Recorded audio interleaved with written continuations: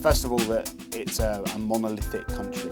People think that the Communist Party runs it, that maybe some ideologues sitting in the Central Party school of the Communist Party decide what's going to happen, and that these ideas then get diffused throughout society. Whereas in fact, what you have is a highly decentralized political system, a bit like the United States, where all sorts of ideas are being experimented at a provincial level, and where central government is actually relatively weak. It's one of the weakest states in the world if you look at it, at the amount of GDP that's controlled by the central government. It's much less than in many other countries. So I think that's one thing, that it's not monolithic, but it's more complex.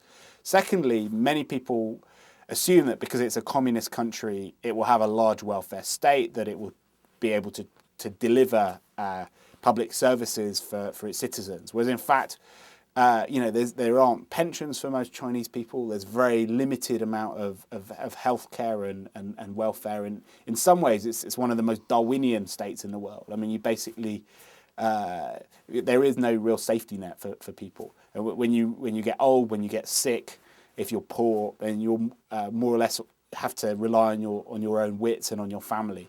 No one is there to look out for you. So I think that's quite a shock to people who think that because it's a communist state, it will be good to the poor.